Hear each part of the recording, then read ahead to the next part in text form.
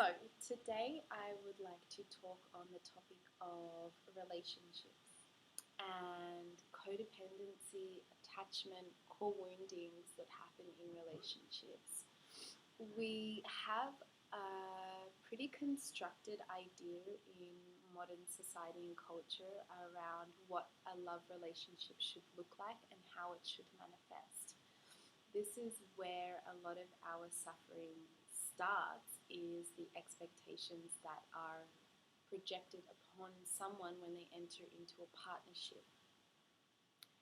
This is something to become aware of when you are entering into a relationship with someone, because when we can become aware of the expectations that we may begin to hold onto that person, we can start to deconstruct them and start to actually see the person for who they are and not for what we want them to be. So, this is the topic, is how to let go of the idea of how we would want someone to be for us in a relationship and start to accept them the way that they are. This is not fucking easy. This is like the hardest thing I've ever experienced in my life. And it's a constant process of coming back into the self and coming into a state of true acceptance for the person that is in front of you and choosing to see that person for who they are and not how you want them to be. Whoa, it is hard, but it puts you into a place where you can really explore the true nature of love. A lot of the time when we say I love you, we are usually saying I need you. And why we want to break down this understanding is because it offers a lot of healing of the unintegrated parts of ourselves.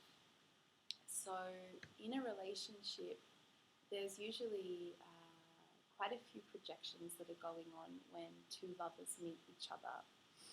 And what starts to happen in a relationship is, besides all the expectations of the myth of romantic love, of how a relationship should look like and how one party and the other party should act and fulfill certain qualities for the other, which also includes compromising and adjusting your needs to the other person. All these things are a part of a relationship, but they become incredibly extreme and abusive to a point where people begin to lose their true essence and self. This is happening so much, people just think that this is normal. This is how a relationship should be. This is what you do when you're in a relationship. And that's why so many people end up breaking up, getting divorced, because they're like, fuck this is not what I want. But then they just repeat the cycle with someone new. So doing your own personal work and self-inquiry can alleviate this serial monogamy that we tend to have in our culture, and begin to really step up and show up for yourself and your partner without running away. What does that require? That requires you to look at yourself. This requires you to break down a lot of the patterning and wounding that you have cultivated in your life experience that you are now projecting onto your partner. So this is the shadow side of relationship. The shadow side of love relationship are the projections, expectations, needs, attachments, and codependency that is cultivated in a relationship. So we need to, with courage, start to look at more of the core wounding within ourselves, the inner child, we can call it. And what is happening when we're in a relationship is, a lot of the time the inner child, the two inner children, are actually controlling the relationship.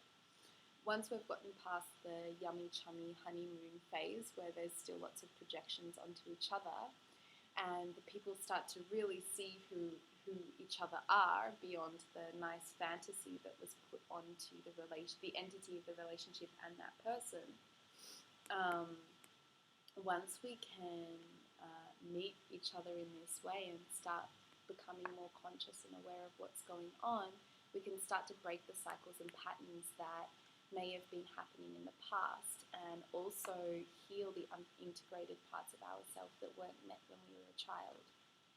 So some people may be familiar with the term core wounding, and our core woundings is usually what's being activated when we're in a relationship with someone.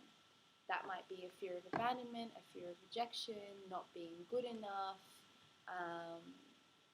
these types of qualities that mostly every human being holds in their psychology, not just in relationship but in general, but the fear of abandonment, fear of rejection, or rejecting someone in our relationship are the usual dynamics that start to form. And these are the games that people begin to play when they enter into a relationship with the fear of abandonment. Once we enter into an understanding and cultivate an awareness of what our own core wounding is, then we can start to see how that is actually controlling the relationship, controlling your partner, how your partner is controlling you based on these beliefs that we are holding within ourselves. The belief I'm not good enough, the belief that every man rejects me, the belief that every woman rejects me. And what starts to happen is we begin to lock down our partner and mold our partner in particular ways that create safety for that belief system to not become true. And this can happen in the very strong codependency and attachment that's cultivated and then subsequently created and manifested through control and manipulation. How I controlled and manipulated in my previous relationship was controlling and manipulating and lying. So I had lots of fear of being honest about my attractions to men. I was in an open relationship, and I really struggled with the ability to share openly my attraction for a man or wanting to go with a man. There was lots of confusion and lots of fear, and so I would lie and I would hide this. Even though I was in an open relationship, I still had this fear of abandonment and rejection. And so I would lie, I would hide, I would manipulate and control my partner so he couldn't find out particular things. And that kept me in a state of safety, and also controlling my partner by not being transparent and leading him on to believe certain things that weren't actually true. Once I started to see that this was a bit of an issue, I began to delve deeper into this and started to find out so many things that were happening in my life that were cultivated by this belief that I'm going to be rejected by a man, that I am not good enough. And this belief is acting inside of me as the main character in my life. So once I became aware of this and started to form a relationship with this part of myself, this inner child, I was able to start to heal and nurture this little Mani that was inside of me. I had to delve into my family history and see what patterns were going on in my mother's side with their relationship to men, my father's side in relationship to women, and how I actually was a product of this ancestral line and experience of relationship, and start to heal and integrate that. I'm still on that journey. But once I started to look at the way that my inner child was dictating and controlling my love relationship, and subsequently creating so much more attachment and codependency, I was able to start to be a bit more honest within myself and start to own, like, yes, I'm lying, yes, I'm controlling, yes, I'm manipulating you. Why? Well, because I have a fear of abandonment. And once we can start to hone in and own these parts of ourselves, there's a lot of intimacy that can come through in this experience with your partner.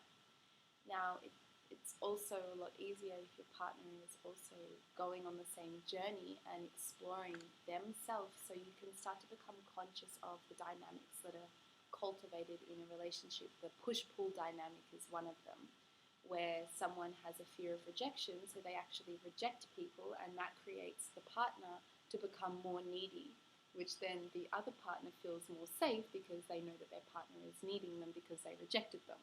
So this is just one example of a game that can be played in a relationship very unconsciously. So when we start to form an awareness around these parts of ourselves, I get really excited about this because it's so beautiful to start to see yourself in this way. And then you just start to see like, wow, my true self, my true essence, my unconditional love of accepting this partner and accepting myself definitely is not active here at all. And this is what I mean by when we say I love you, we usually are saying I need you because of these little children that are acting in the relationship. So when we become aware of this inner child, it doesn't mean that it goes away, but you can start to bring consciousness to when she or he is acting out. And form more emotional intelligence, more ownership upon your projections and the masks that you will wear in a relationship, the way that we do try and mold and capture someone in order to create and heal this sense of abandonment and rejection within ourselves. And let that go in terms of the strong activation inside of us. Again, it doesn't mean that it's gone, there's just awareness. And with awareness, then we can start to create more intimacy by removing those projections and stop blaming the outside for our suffering. Stop blaming the outside for all of our pain and go like, okay, right now I'm really triggered by a particular situation. I'm having a fear of abandonment because of whatever is going on outside, and I'm going to start to look at this and experience this. Rather than saying, fuck you, you looked at this woman and you're an asshole and you don't love me and you don't find me attractive. Actually, it's a little girl saying, oh, my boyfriend looked at a beautiful woman and I feel jealous and I have a fear of abandonment and rejection right now. There's such a diffusion in this anger or sadness that can come through onto the person by owning that and really feeling that sadness within yourself or that anger within yourself. Now, this work, it can become quite analytical, but what you want to do is actually start to feel the emotions that are in your body when you're triggered and when you're activated. Why we want to feel these things, and this is why a lot of people aren't interested in doing this work, is because they have to feel, is we're releasing the constellated energy that is stored in our body from the initial kind of wounding way back in the past when this happened. So when we get triggered, it's a past experience that we had that is being activated in the present moment. And then we see that as reality in the present moment rather than a trigger poking an old wound that happened years ago. So when we sit with the feeling of jealousy or anger or sadness or this fear of abandonment or anxiety, when we can sit and be with that feeling, we're starting to actually allow that to move through our system. And maybe it will happen again and again and again, but the more we can learn to embody and relate and feel these feelings inside of us and name them and speak them to our partner, then what can start to happen is we're listening to that little child inside of us that is saying like, hey, I really need you to notice me right now. And you are beginning to notice her. When we ignore our inner child and when we project that onto people, this is when we are not healing and listening to her. So when we blame someone else for our pain, this is actually the child inside of us that is saying, please see me, please acknowledge me, please hold me. And when we feel and take the time to actually sit with those feelings of pain, we're starting to acknowledge that little girl inside of us. So what is important is to start doing some of this work. I have some books here. Trance as People Live. And also another book called The Dark Side of the Inner Child. The trance that we live in is the trance of being activated by this inner child. So when we can form a relationship with her, we can form a relationship with the reality of what's going on and not the projection of our suffering onto someone else, we can start to heal and integrate past wounds and let go of bringing the past into the present and start to see that person for who they are and start to love that person for who they are rather than trying to mold them into someone that we want them to be so we don't feel unsafe in our own wounding.